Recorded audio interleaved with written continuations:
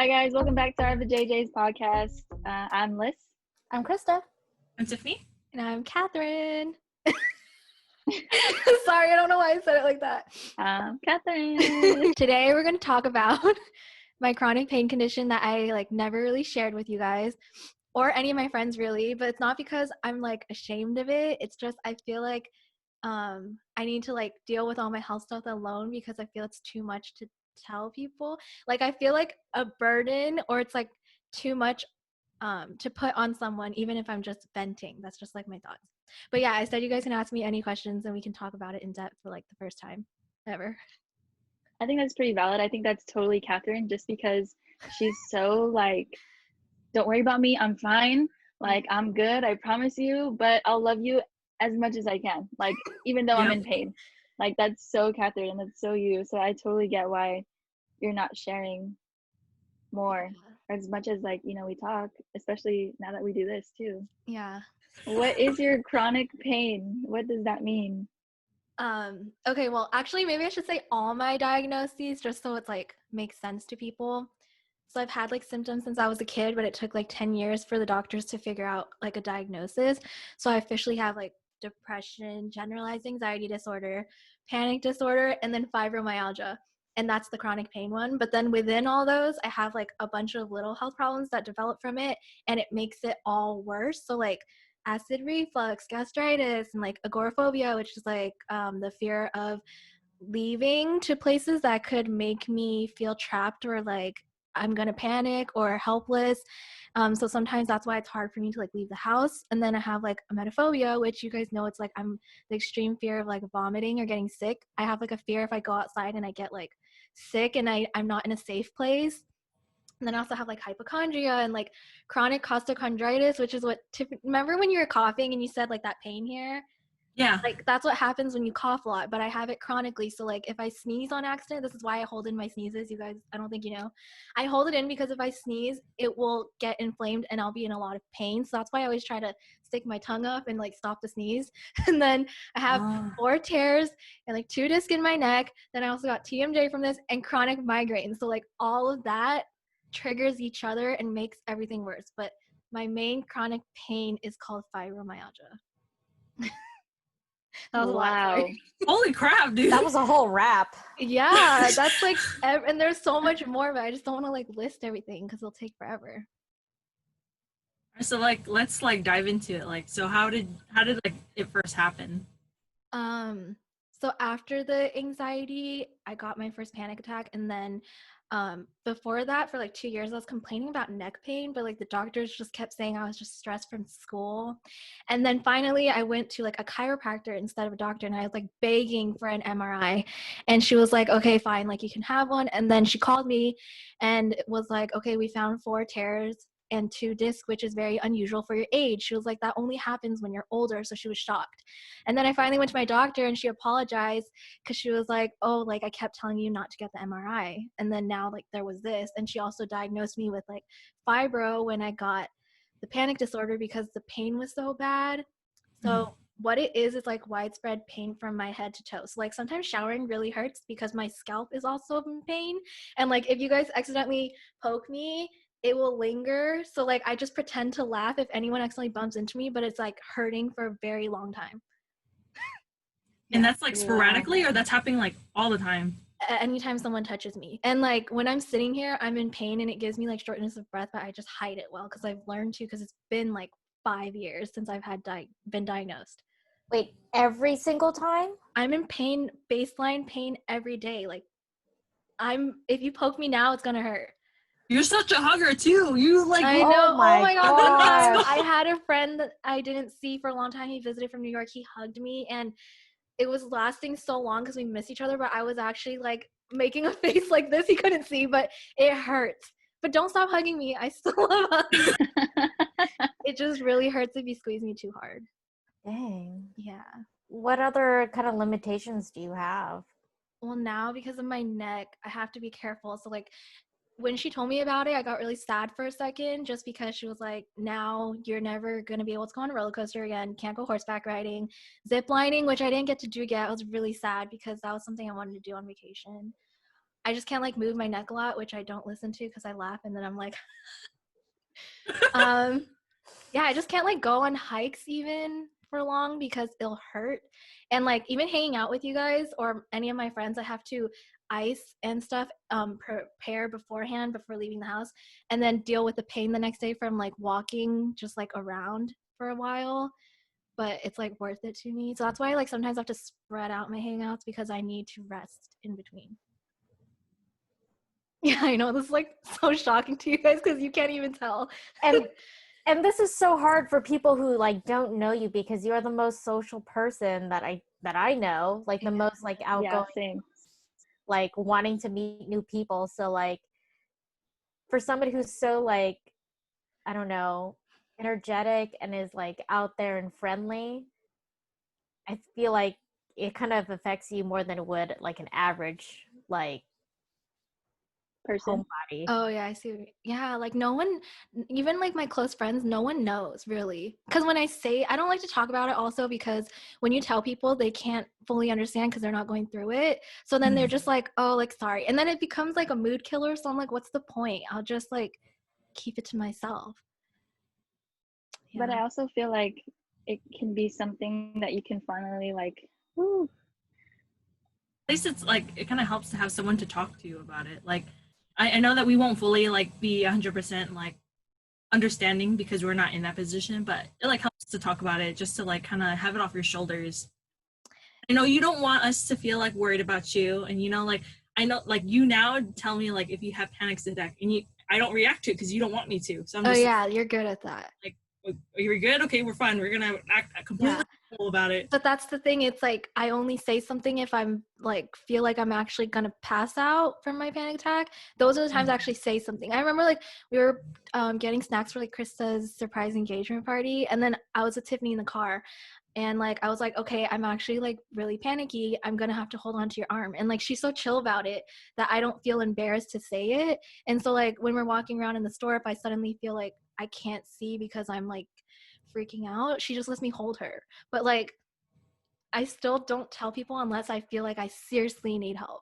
Because if there's this girl I watched on TV who described it like in the best way that made me feel so like, oh, someone gets it. So she has really like deep depression, and she was on the show for like 3 seasons or something, and then until the 3rd season she finally admitted that she like was suicidal because she was so depressed.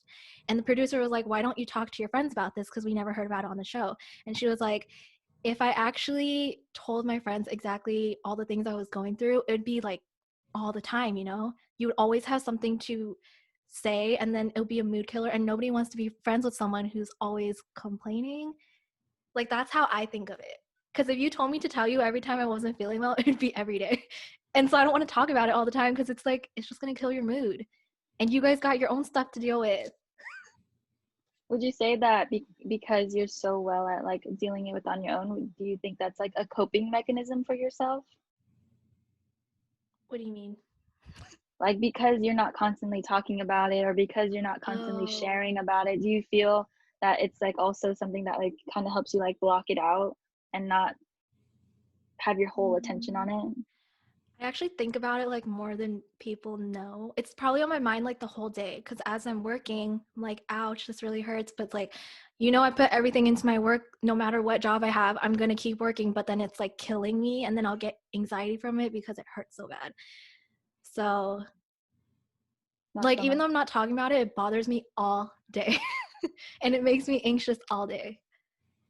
So yeah. So what can we do, like as your friends, like as your close friends, like what can we do to make you feel more comfortable with like Just talking treat me about it? like normal, like how I always tell you guys. Okay. Well, because I think I've said it before, like when I hang out with you guys, it's like my escape, because I'll like feel good in those moments I'm with you guys because I kind of forget about it because I'm having fun.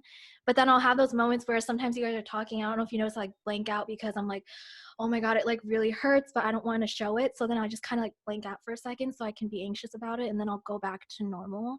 But like just hanging out with me and not like focusing on my anxiety or like my pain already makes me feel better.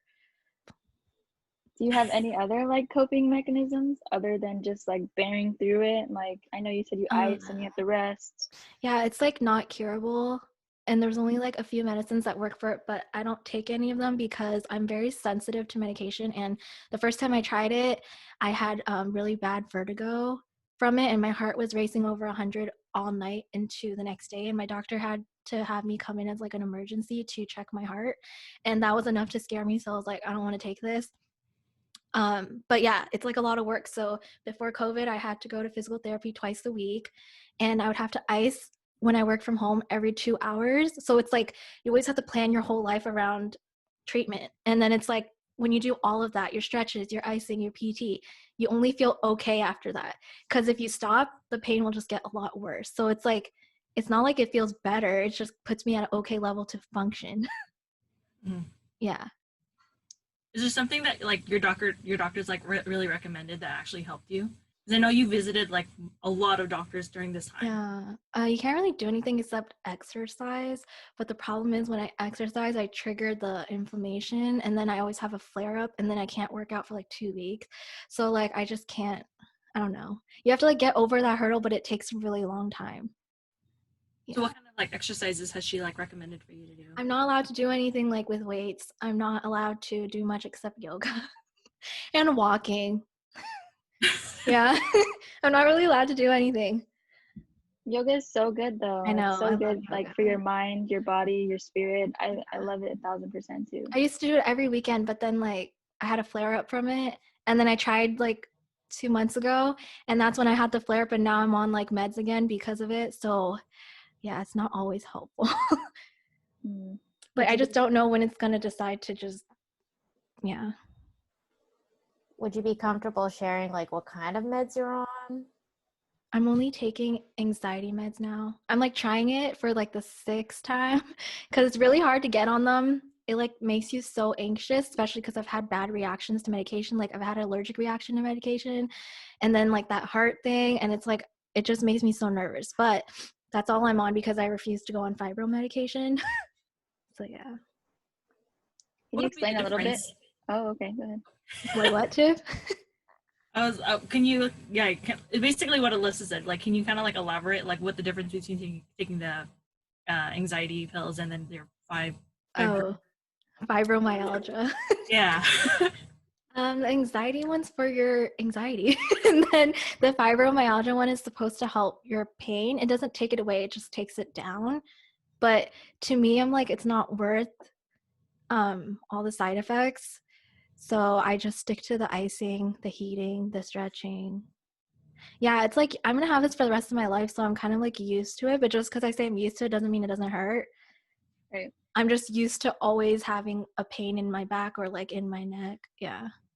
Is that where the pain is in your like neck and back It's mainly? all my legs hurt, my knees hurt, my back, my chest, my neck, my head. Everything hurts. Like seriously, sometimes I can't shower because like if I press onto my head too hard, just like scratching, it will hurt so bad that I feel like I'm gonna fall down. Gosh. Yeah, it's weird. How much of your day do you spend like trying to treat these symptoms, like, or these, I don't know, triggers? A lot of my day. I have to Like stop 90%? and ice. Yeah, probably. Because even before when I sleep now, I'm only allowed to sleep on my back. It's been like 4 years like that. It sucks. Sometimes I just want to lay on my side, but I have to sleep on that cervical pillow for my neck. Yeah, and then before I sleep, I have to go on the back pod. I don't know if you know what that is. No. What is it? It's this PT guy made a thing where you pay $70 for like a block that is round like this, and you just do it on your back to help the inflammation in your chest. I have to do that like every night before I sleep, and I have to meditate. Like it's just like a lot. Everything is planned around that. I have to take breaks every time I work. Like if I'm really into my work, I still have to remind myself like get up and do the stretches, or else I'll stuff for later. I don't know how you do it because you as a person are just like the most available for like us. Like if we text like anything in the group chat, no, it's not a compliment, it's just a fact. Like this whole day has just been like, or this whole week has been like constant like, oh my god, like this happened to me, like, and there's all this stuff going on, but you're always the first to respond and like the most, I don't know, like giving. I want to say, and you do give us like the most gifts. Like, I swear, you give everybody so many gifts. I just, how are you able to like handle being so giving, being there so present for other people when, you know, you have something in your life that takes up so much of your time? Yeah, I was always like that even before this, but yeah, okay, the thing with my texting is I always have to have my phone near me because I'm like so anxious that my friends need help with something or they're like upset about something. So I'll always look at the phone and like see if they really need me to respond right now. And that's why I respond so fast sometimes, is because I'm just so nervous. Like if I'm busy, I'm still gonna check to see if you need me. I don't know why my brain is just like that. And like I used to always be so spontaneous and like I feel like reliable, where if like someone wants to do something or they need me, I'm gonna drop it and just go, right? But now it's like I can't really do that as much because of my fibro. Like for the first few times I actually had to cancel plans in my life after I got diagnosed because it was like I really cannot go anymore. And it's like I hate that. That's the only thing like I really hate about what fibro did, is like I feel like it made me a worse friend. I don't know how to Don't think of yourself like that. Like, you literally have like unconditional love for everyone and all of your friends. Like, you literally make any time of the day to hang out with them. And you're literally always gonna hit up anyone just being like, hey, how are you? Like let's hang out. Like, you are like the friend that's like there all the time. Okay, but not enough. No, but you don't need to. Okay, that's what I'm saying. Like, It you changed. just That's give what so bothers much. me. It wasn't all like I feel like I cannot do it as much just because I always have to think about, oh crap, now like am I gonna have a panic attack when I leave? Am I gonna be in pain?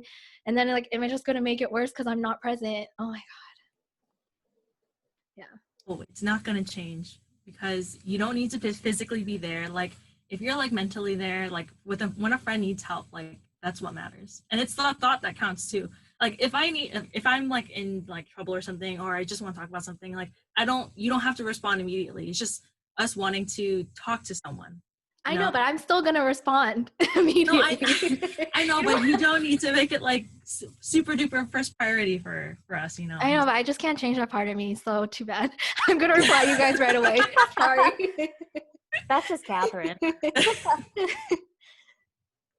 When do you feel like you'll okay, so I hope everybody watching and listening to this understands how giving, how loving, and how much Catherine really puts her whole heart in everything and anything that she does, like 1000%.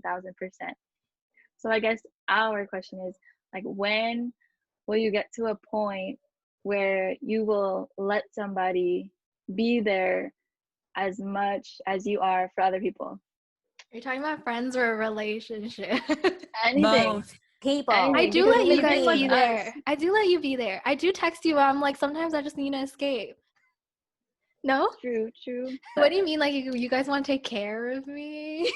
Yeah, Well, what's I wrong don't with know. that? Like, But what are we you want to gonna take care of do? our Like, friend. no, like, what are you guys gonna do for me though? There's like nothing we can do. And massage you. No, because you You don't know, know how to it's do Drop it you off right. some food, you know. You can't can't massage do me. Only the physical therapist knows how to take my knots out correctly without hurting me. We can send someone to you. we gotta get a license, y'all. We got to.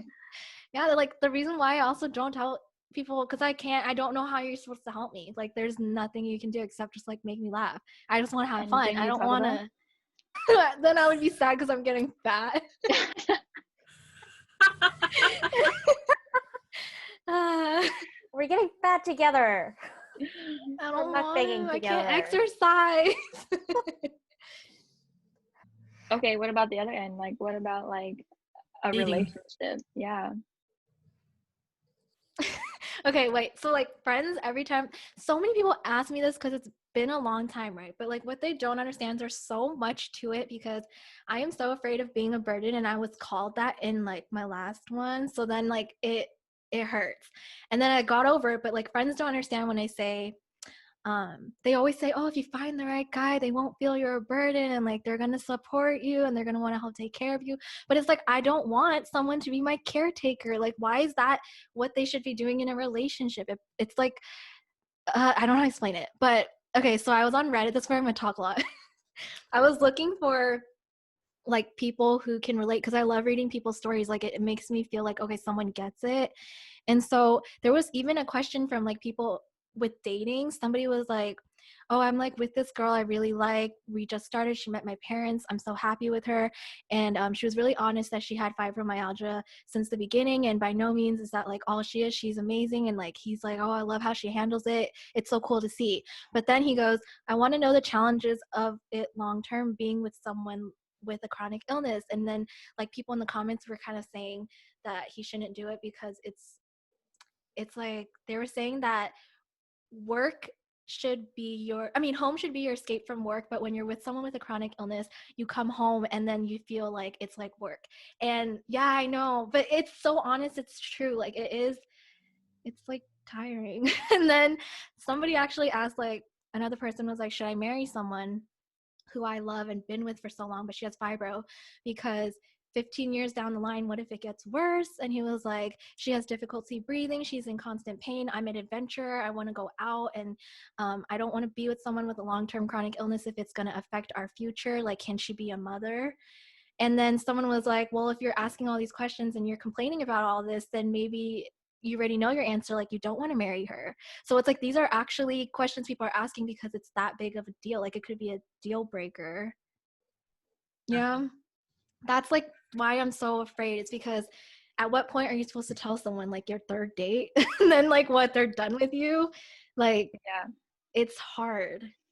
Is there like a community out there, like maybe other people who are going through the same thing that you can like talk to? I joined a fibromyalgia support group on Facebook a couple months ago to see if that would help me, but it actually just annoyed me because someone would put in the comments that they're having like a bad day, right? And then they'll be like, oh, like no one in my family cares about me. They don't understand this. And then in the comments, people will keep trying to one up that person and be like, you're lucky you even live with your family. Like my family passed away. Or, oh my God, my mom doesn't even speak to me because of my, and it's like, they're just trying to say their situation's worse. And I'm like, that's not how I look at these things. Like, I don't want to feel so, it's such a negative space. So like that support group did not help me at all. That's not the point. Like, yes, we are all going through the same condition. Yes, you may feel this different, but I just need you to say something very like, nice why to do you me. why you gotta make your story sound sadder? Wait, I want to read you guys really long ones from like, okay, these are people that actually married people with fibro, okay? So his husband posted on Reddit saying he's numb to his wife's chronic pain and he needs a place to admit this. So he said, after 17 years of marriage, 20 years together, I'm struggling to deal with her constant pain and medical issues. I know she hurts and hates the bad pain days. I know she hates changing our plans or cutting things short. I know she smiles when she's screaming in agony in her head. I've supported her, helped her, been the bad guy so she doesn't have the reasons be just on her. I love her, but I struggle too. I know it's not fair to her, but I am tired of watching a problem I can't fix get worse. I know she sees it too, and it makes it so much worse. I need to admit that out loud. And then another husband said, am I the asshole for not caring about my wife's chronic pain anymore? And basically he said that he wishes she could just live a normal life, and he's starting to resent her because of the additional work that she's put on him. And things like cooking and vacations and stuff, he always has to go around her body pain. And so he was like, I start rolling my eyes when she says like, I need you to come home and help me take care of the kids because I'm tired. And he's like, of course, like this is just what my life is. That's what he said. So these are like honest people, but it's true. Like, do they want to stay? Do they even want to get in a serious relationship with you, right? And then it's like, when you're married, can they even stay with you for that long? Because it's a lot. Like, what if 20 years down the lane, like this guy, he's like, I can't take it anymore. So I'm just like, I don't know. That they're just gonna have to like openly, okay, for the first guy, it's something that he and his wife have to just discuss. If they're both feeling that like this relationship's not gonna work because of the situations that, you know, that he's not happy, you know, and things aren't gonna change, unfortunately, then, you know, that has to be an open communication. The second guy, I'm sorry, but you kind of sound like a dick because she's at home taking care of the kids. And no, Tiff, you gotta see both. I'm sorry. No, okay. No. But it's like she's taking care of the kids, and it's like she's asking just for like some help, and it just doesn't sound right to me. There's a thing called what is it? Caregiver burnout and like compassion fatigue, which it's true. You get tired of like helping people so much sometimes, I guess, especially when you like live with them every day. So like it's true, they're valid in their feelings too. Like they deserve to live life.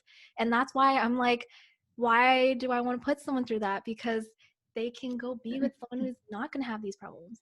Okay, but on the other hand, I feel like everybody is in charge of their own feelings, their own emotions, and their own self-care.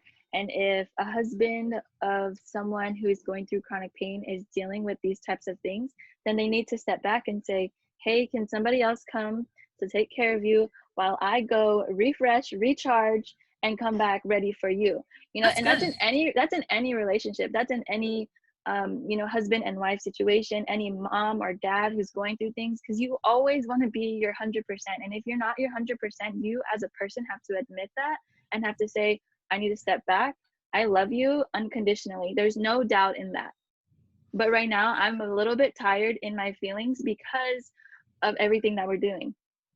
Can I go on a guy's trip? Can I go stay with my parents? Can I go take a solo drive?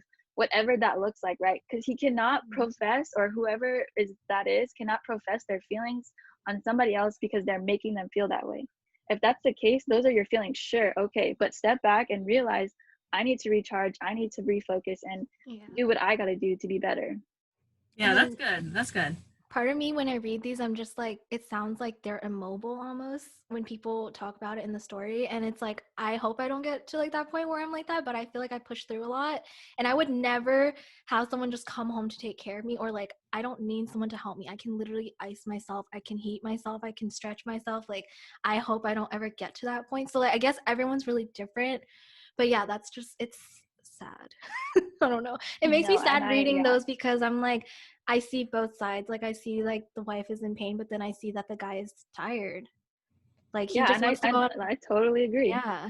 He just wants to go on vacation, and sometimes it's like I can't do what I used to do before where I could just like go out all day. I would literally, like when I go to San Francisco sometimes with my cousin before, I would have to bring ice in a cooler so that when we're driving in the car I can ice in between, or else I'll literally like be in so much pain.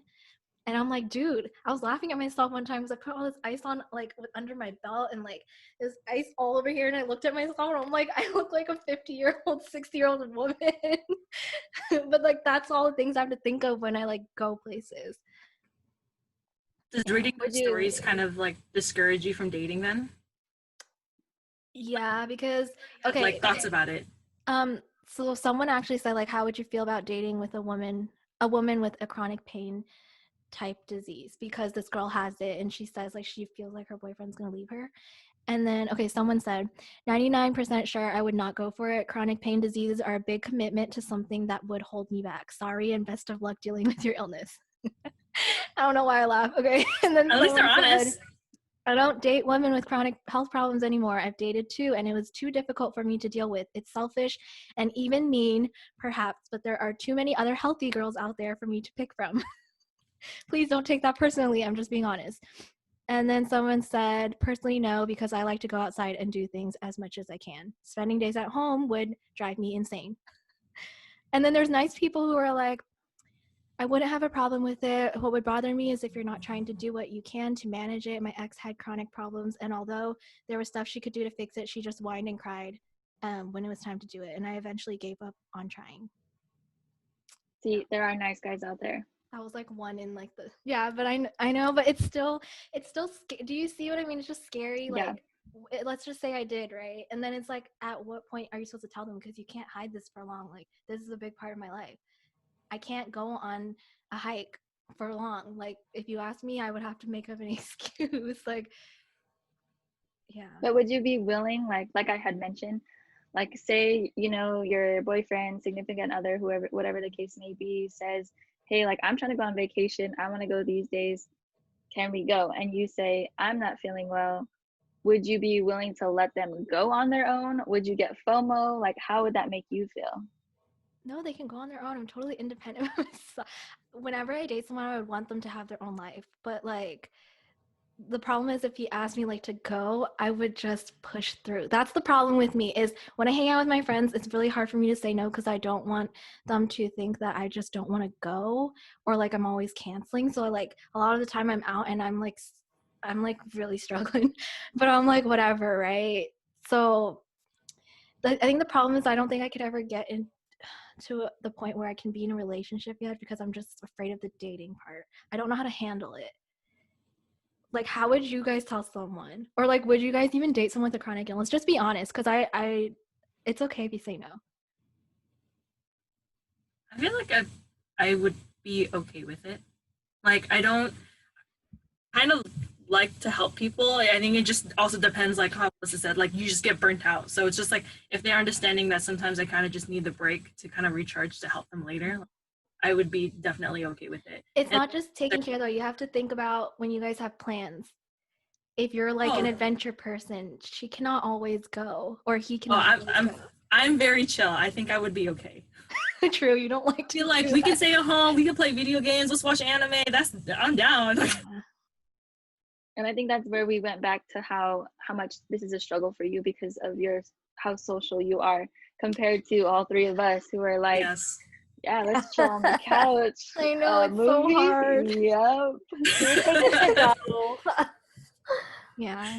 To be super honest, like I would try, but I don't know how successful I could be because I do like to do a lot of like adventurous things. Like for me, I don't like to talk a lot sometimes. I just prefer to like do something physical. Mm.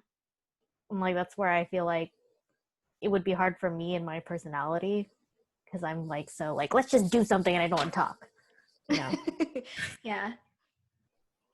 I feel like my case is a little different.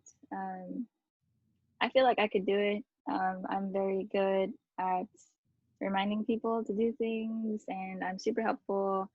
And I feel like if I didn't know beforehand and we like were like, I don't know, we vibed together, you know, and that was something that I wanted to pursue, then I would. If it was honestly too much for me, I could admit that. Yeah. And hopefully that we could move forward with how much it is and how much I can give and how much I cannot give. Well, like, when do you guys think I would have to tell someone? I just want to hear what your thoughts are. Like, when would you want to know if you were dating a guy that had these problems? Maybe a third date would be good. Because I feel like after like the first date, second date, like you're still getting to know each other. Third date's kind of like it's the make it or break it. Are we actually gonna try something, or am I just gonna put you back in the friend folder and like whatever? But I think that would be a good point because then you're kind of determining whether this relationship is gonna actually happen. And so you're like, okay, I'm gonna lay down like everything on the front line, and whether you decide to go for it or not, I'm gonna leave it to you. But this is happening. I don't know. I feel like if like I said, I don't think I would want to know right away because I would want to get to know like the actual person and I wouldn't want to judge them by what they go through. That's true. I think I would admit like in like the first couple of dates maybe like, hey, like I do have baggage. It's not baggage like, you know, baby daddy or, you know, crazy ex. And like a crazy ex or anything like that. But I do have baggage and I would like to share that with you. And I would hope that's not a make it or break it, but I would understand if it is kind of deal. That's true. Especially because you're so open too and chill. I feel like if it's more like in the beginning, it wouldn't be as heartbreaking if you like I wouldn't go 6 months, you know? Yeah, I always thought I had to say it on the first or because I just feel like I'm like hiding a huge part of my life. And it's like, and then I imagine if it wasn't me and I was like dating a guy who had this, like when would I want to know? And I'm like, but then it's so different because I've had it. So it's like I can empathize. So it's hard for me to like even decide that. I'm just like, I don't know. And I don't know how to say it. It's like, ugh. Yeah, I would let somebody get to know you first because you as a person are already super chill and we've been friends for I don't know how long and this is the very first time that you are expressing it to us, you know what I mean? And so obviously now we're not going to judge you by it. That's true. But you're not dating me. I'm just kidding. You're not wrong. Yeah. I mean, do you feel like you'd be really nervous about telling them about it? Like how would you even like bring it up? Would you just like sit in the back just sing like Alyssa would, or you kind of just be like give them like kind of like the surface level of like the iceberg? I think in like the dating podcast, that's why I sound so scared for blind dates and all that stuff is because of this. Like I just never knew how to explain it to people. It's like so scary to me thinking about having to like I can be vulnerable. It's so easy for me, but like this is like I don't know how to explain. It's gonna be the rest of my life, and like it's gonna affect the things we can do. like going out and stuff. So then it's like, I don't know how to, I don't know. I just don't know. That's why I don't go on dates. This is why I've said no to everyone, because I'm scared. Like I don't know how to do it. So this is, it's just a big hurdle that you definitely have to go through. And we're here. We can give you any advice and tips. Yeah, so tell me what to say. Just kidding. I just don't know. I feel almost guilty just even like trying to go on a date, because I'm like, oh, I have like so much stuff. Like even when I listed for you guys in the beginning, like you were like, that was like a rap song. It was like so long. And it's like even there's like so a much first date, yeah, there's so much more to just the chronic pain. Like there's the anxiety. Sometimes I'm like getting ready to leave the house. You don't even know all that goes on in my mind. Like I take like 5 minutes to get ready, but I get ready 2 hours before, because I always pause in between to have my panic attacks. Like I already know. And I remember like one time Krista and I were going to the concert, and I felt good because it was outdoors. Like I won't feel trapped. But knowing that I had to go into a space with all those people, I started feeling like I was going to pass out. Like I was profusely sweating, even with the AC on. And then I went to pick up Krista, and I just had to tell her so that she doesn't think I'm just not talking to her. I was like, I'm feeling like I'm going to pass out while I'm driving you. But like when she talks to me, I get distracted. And so it was fine. But like at the concert, like I don't think you could even tell. I was like freaking out. Like I wanted to run out of there. So like there's so much more to just my pain. Like I have all these things. Yeah. Well, when you told me, you also like told me like, don't make a big deal about it. I'm just gonna tell you and just leave it at but that. You guys move know on. that. You know that I just want to say it because I feel safer when you know. Yeah. Just in case. Same applies to anyone else, like outside of like our little group. I think that more people would be understanding. I feel like you won't know until you try, you know what I mean? And I know, but I'm too scared to try. I No, don't and I want to can get imagine over Start with one. because No. your first date, I can only imagine, because it's going to be already so like anxiety inducing, like meeting a new guy, first of all, going out in public with a guy, like from the first like part, and then you can't walk that far, so where are you going to go? Exactly. And then you can't do much, so like what are you going to do? I totally get it. I can totally get your thought process and like why it's so scary. And then like when I sit down, I'm like, ooh, don't show that like I have I cannot breathe. And then it's like, then I always think, okay, at what point do I have to tell them? That's always going to be in my mind. And I don't know when. Like you guys say like the third date, but I'm still like, that's too late in my head. I don't think there's any wrong way that you could say or do it. You know, I agree. like whenever you feel it, you just feel like that's when you should say it. I got like chronic pain. If you laugh And I like shouldn't that, be doing this be like, just so you know that I'm doing it. Yeah. Like I don't know how I would laugh, and then you know the problem is when I laugh, it makes everything I say feel so much not serious. Like it's like I'm chill with it. I mean, I guess I am, but like I'm just like always gonna be laughing, and it's gonna feel like, what are you saying? Like, are you okay? Write a letter and like slip it in his pocket. I should just text it. I'm a You better might take it the wrong way if that's the first date. She I'm already just kidding. touched my pocket. He's trying to get in. This chick is freaky. Anyway. Yeah. Well, we love you, and you know, when you if you ever get to that point, I will always push your wheelchair. No, let's hope I never get in a She doesn't want to be in a wheelchair. She's gonna be like, fucking, it's like, so that we handcuff can me. go. It's so that we can go places very far, and so that she's not in pain, and we can go like on adventures like super far, and I can just be like, yeah, let's go. Just put her in a wagon, like the kid wagons. Just drag her. A radio flyer. She could spread it out. We could pull you. We could just pull you along. Where are we going today? I don't know. Let's just go. Yeah. But this We're gonna get so buff. a little bit better, like talking about it.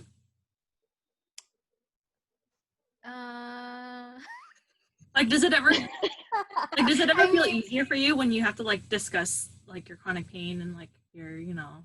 It's never been hard for me to talk about though. I'm just very open.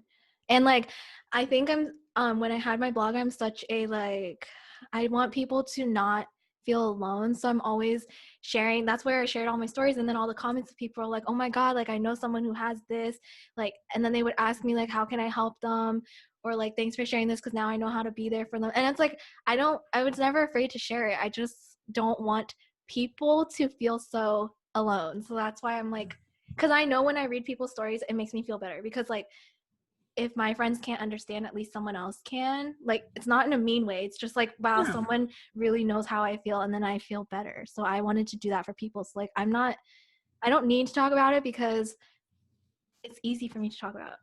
It's just, She I feel, goes giving again. oh my God. I know, such a giver. Like, I always wanted you guys to be able to just ask me so you can learn about it, because it's like, knowledge is power. And also, Yeah. I love educating myself. When like you guys go through things, I'm always looking up like what it means, or like how I can help, because like I want to understand everyone's different things, so that like it's just better when you're more sympathetic, or like you learn how to care for others. I don't know. Okay, I have a question then. Okay. So for people who don't suffer from chronic illness, what do you want us to know? Like just something that we probably might not know. Probably that I like go through, it affects my life more than you guys know. That's probably it. Like, I think no one in my life really sees it at all. But it's like literally my whole day is calculating how I'm going to handle all these things around everything I have to do. Like, I feel very grateful when I just have a good, like, I can like walk for 5 minutes, right? And it's like, sometimes I look at you guys getting to work out and I get jealous. Like, I'm not gonna lie, I get jealous because I'm like, you guys can just like, all you have to do is like push yourself to actually go do it. But for me, I want to do it. I just like, if I do it, I'm gonna suffer the consequences of just trying to work out. So it's like, I get jealous sometimes watching people live life with like the normal stresses, or like just going through like regular things. Yeah, it feels weird to admit I get jealous. I like sometimes just watch people live life and I'm like, damn, when was it like that where I could just like worry about normal things? No, you're sharing your knowledge with everyone else in the world. Yeah. I just feel like Once you they guys start watching this, you'll they're gonna be so understand me happy. better without me having to always say now, oh, if I'm blanking out, you guys probably know now. I'm just in pain or I'm panicking. Like, I don't have to go, guys, I'm anxious. Yeah. I also for also sure. just think that you're thinking about something. Oh If it no, makes most you of the feel time. better- Huh? Oh, if it makes you feel better, you say you blank out all the time, but I don't really think that it's not noticeable to me. Maybe I'm just like oblivious, but I don't notice you Yeah, blanking maybe. out. Maybe, Crystal, maybe. Or maybe I'm just used to me talking so much that I notice when I'm like, oh, damn it, Catherine, you're like shutting down. That was a lot to digest. Wow, excuse me. You know, But thanks for sharing. Thanks for sharing, really. Not that it took you a lot because you're so open about it, but it was cool getting to see your perspective and your side, and also kind of understand more like your worries and like of not only daily life but also like dating, because we're always trying to get someone to date you. So now we truly understand why. Yes. You know what I really appreciate that you do? What I appreciate is that you like set the boundary, or you like set the expectation. Like you say like I'm going to tell you something and it's about your like anxiety, or like you're in pain, and you say don't say anything about it, or like you say I'm going to say this right now, and I'm going to leave it at that. I like that you set the expectation, and I think like along with that, like what other advice can you give somebody who's going through a chronic illness? What advice can you give them? Something kind of like how you do for us, like for them dealing with their friends. Just tell people what you want. But like the thing is, my therapist thinks I don't talk about it to you guys enough. But the reason why I tell you also not to make a big deal about it is because I don't want you guys to worry about it, or like how can I help her? Because when I first started having panic attacks, like when my cousin saw me have one, she's just like freaking out of how she can help me.